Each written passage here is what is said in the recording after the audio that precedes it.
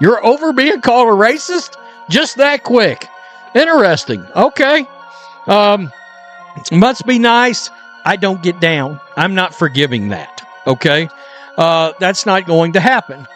So, and never mind the logistical. Stop what you're doing right now. Take a seat, put your phone on silent, and focus closely. Because the Indiana Fever front office is currently facing a very public, financially painful lesson in one of the toughest truths of business. You don't alienate the person driving your revenue.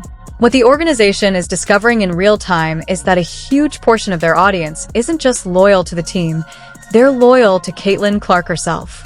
And now, those fans are making it very clear, in the loudest way possible, that any move against their star player can have direct economic consequences.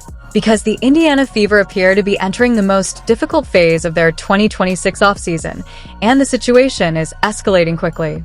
Longer than 4 letters. Hopefully Snoop Dogg doesn't come for that. Wow. So they went on social media asking for you to buy tickets as a consumer of their product. Ooh. To fully understand the scale of the Indiana Fever's recent front office mistake, you have to step back and examine the bigger financial picture of the franchise. This isn't just about online backlash or frustrated fans on social media. What's happening is a deeper shift in power between a professional sports team and its audience. The reality is that the Indiana Fever are no longer operating like a standard WNBA franchise. They've become closely tied to the impact of Caitlin Clark. Before her arrival, the team had very little national relevance. They consistently ranked near the bottom of the standings, struggled with attendance, and often had trouble filling seats even with promotions. Television interest was minimal, and the broader sports world largely ignored them. That completely changed when Caitlin Clark entered the picture. Her arrival instantly transformed the franchise into a major draw across the league. Almost overnight, arenas began selling out whenever the Fever played. Demand became so high that games were sometimes moved to larger NBA venues just to accommodate crowds. Her jerseys sold out rapidly, breaking merchandise records in record time.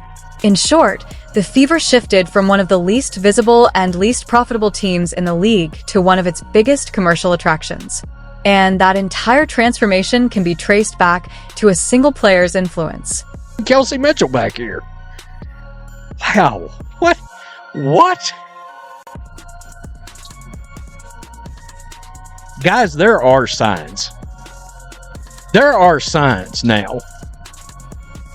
I'm not sure Caitlin Clark's going to be on this team.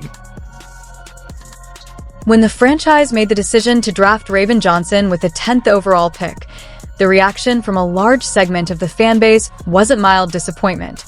It was intense backlash. To understand why, you have to look at the history between her and Caitlin Clark. This isn't an unknown rookie situation. Johnson and Clark share a widely discussed rivalry that traces back to the 2023 Final Four, where Clark famously waved her off at the three-point line, daring her to shoot. That moment went viral and helped fuel a long-standing competitive narrative between the two. But the tension didn't stop there. Leading up to the WNBA draft, Johnson also appeared on a public podcast where she criticized Clark's fanbase, calling them toxic, accusing them of bullying behavior, and even raising concerns about racism. Whether or not someone agrees with those comments is a separate discussion, but in terms of optics and branding, it became a highly visible and controversial stance. From a pure business and marketing perspective, this is where the controversy escalates. Drafting a player who has openly criticized and alienated a large portion of your newly expanded customer base creates immediate friction. In professional sports, especially in a moment of explosive popularity, front office decisions are usually expected to prioritize fan engagement and brand stability. As a result, many viewed the move as a serious misstep in public relations strategy, regardless of the player's talent or potential on the court. Fucktards. Right there. Is this a sign? Are they pushing her out of the franchise? God, if you own this team, you better wake up. Clark should leave now. You've got the dumbest front office. But the draft pick of Raven Johnson was just the beginning. The real controversy erupted when head coach Stephanie White took the podium at the post-draft press conference and, in the eyes of many fans, escalated the situation further with her comments. The backlash centered around how the messaging was framed. When asked about how the guard rotation would be structured, White outlined a setup that didn't reassure the fan base.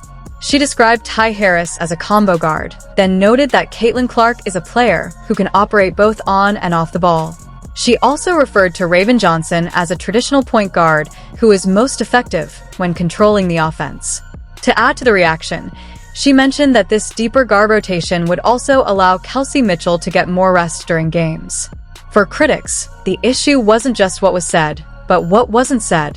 At no point, in their view, did she clearly emphasize that Caitlin Clark would remain the primary point guard and central focus of the offense. That absence is what intensified the debate, with fans interpreting the messaging as unclear about the team's offensive hierarchy moving forward. A lot of people believe that she may be headed to playing small forward. Man, wow. No thanks. I'd like to see Caitlin Clark be Caitlin Clark. Not happening on this team with this coach and with this front office. Great, another year of Stephanie White sabotaging the face of the league. Instead of calming concerns, the message many fans heard was a vision of a tactical system that reduces the role of the team's most impactful offensive creator. In that interpretation, a generational playmaker known for elite vision and record-breaking assist potential would be used more off the ball to accommodate a defensive-minded rookie and another veteran guard.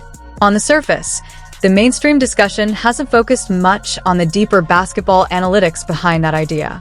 But within fan circles, the argument is centered on one core belief: that moving Caitlin Clark away from primary ball-handling duties fundamentally changes what makes her special. When Clark is operating as the primary point guard, she forces defenses into extreme reactions. Teams often pick her up far beyond the three-point line because of her deep shooting range and playmaking threat. That pressure stretches defenses, collapses coverage, and creates high-percentage scoring opportunities for teammates, including open drives and corner threes. From that perspective, shifting her off the ball is seen by critics as removing the most valuable engine of the offense. They argue it reduces her impact as a facilitator and limits the natural spacing advantage she creates. As a result, some fans interpret the idea of reducing her on-ball role as a strategic mistake, believing it could lower the overall efficiency of the team's offense rather than enhance it. Caitlin at small forward and push, that boring brand of hack and grind basketball everybody hates. Oh, God. The Indiana Fever are getting smashed. That's crazy. I mean, woo-wee. I cannot believe. The argument has now escalated beyond basketball into a serious financial issue for the Indiana Fever, with fans allegedly responding through boycotts, stalled season ticket renewals, and a cooling resale market. Critics say the organization misjudged demand by assuming fans were loyal to the franchise itself rather than Caitlin Clark individually. In response, the team is reportedly trying to rebuild interest through marketing pushes and ticket promotions, while facing growing backlash over roster decisions and coaching strategy. Some observers warn that if fan engagement drops, it could even impact the WNBA's broader media and commercial momentum. The situation is being framed as a major test of whether the franchise adapts to fan expectations or continues on its current direction despite rising pressure.